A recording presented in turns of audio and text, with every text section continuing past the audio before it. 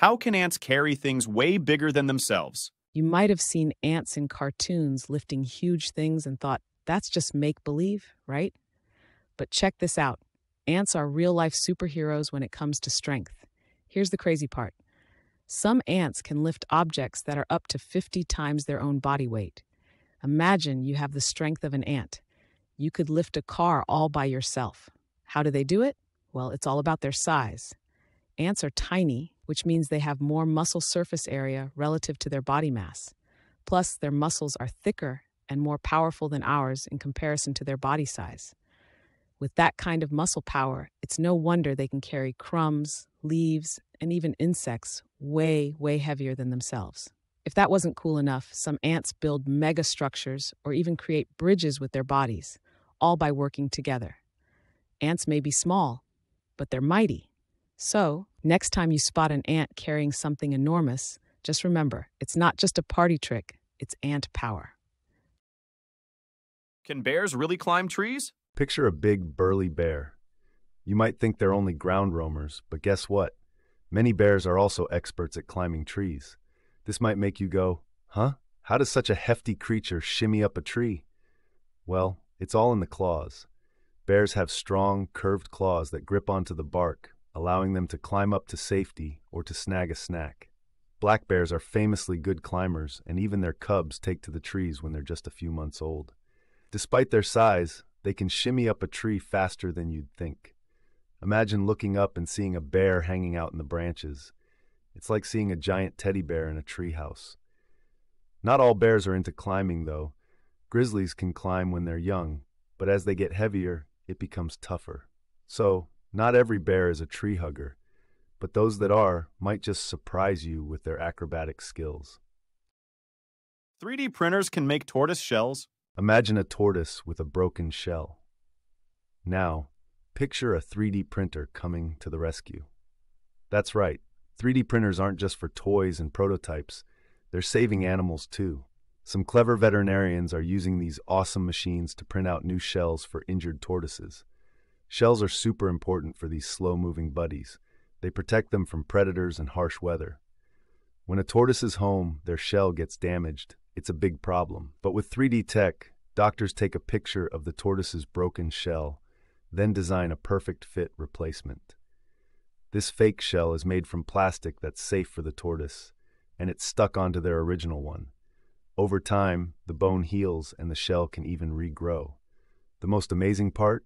These printed shells can be really pretty. Some are designed with patterns and colors, so not only do these tortoises get a new lease on life, but they also strut around in style. Did you know strawberries aren't true berries? Hold on to your fruit baskets, because here's a juicy twist. Strawberries aren't real berries. Yeah, you heard that right. In the world of botany, a berry is a fruit with seeds on the inside, like bananas or grapes. Strawberries have their tiny seeds on the outside, which technically disqualifies them as true berries. Instead, they're classified as aggregate fruits, which means they form from a flower with multiple ovaries. Mind-blowing, isn't it?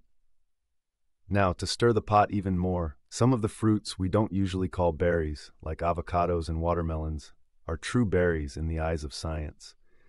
So the next time you see a strawberry, remember that this delicious red treat is not what it seems. It's an imposter in the berry world, a fruit in a category of its own, and that's just a part of what makes it so special.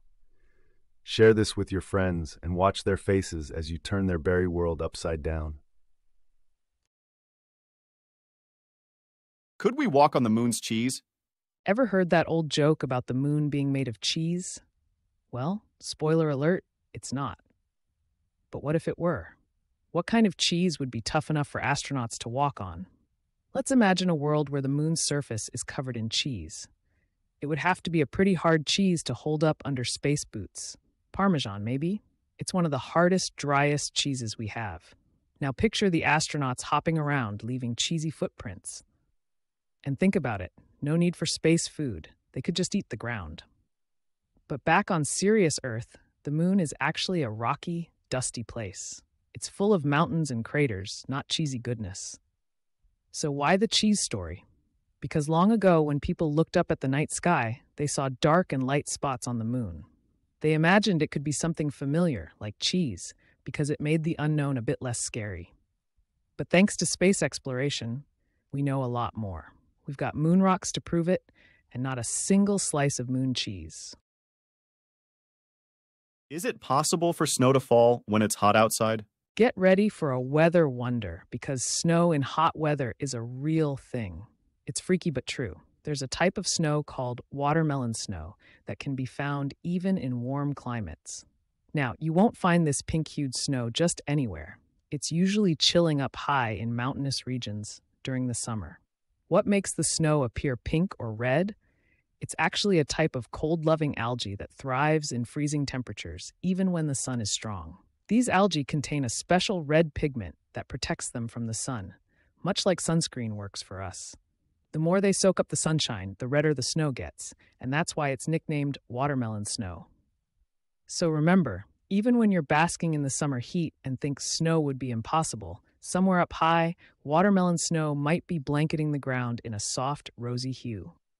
Nature sure loves its surprising moments. Why do we dream? The nighttime movie mystery. Ever wonder why we dream when we sleep? It's a real head-scratcher. Dreams are like movies that play in our heads when we're snoozing. Scientists think dreaming might help our brains sort memories or practice solving problems we face when we're awake.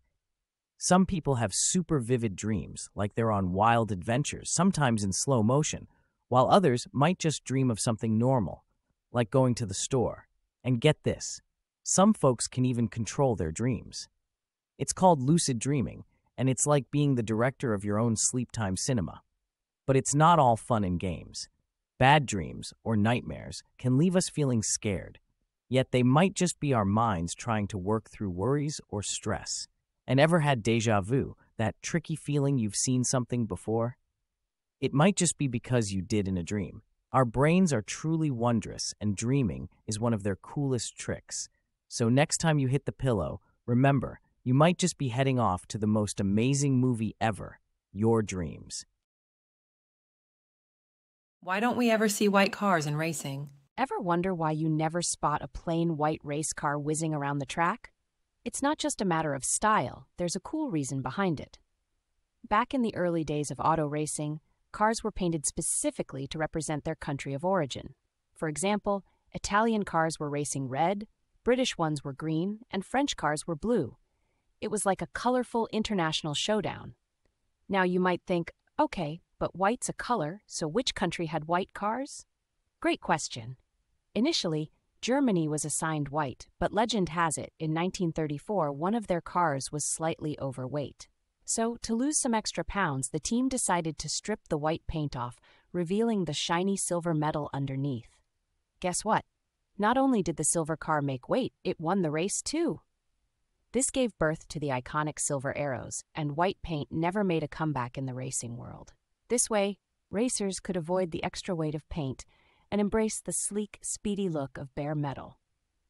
Now that's what you call a winning strategy.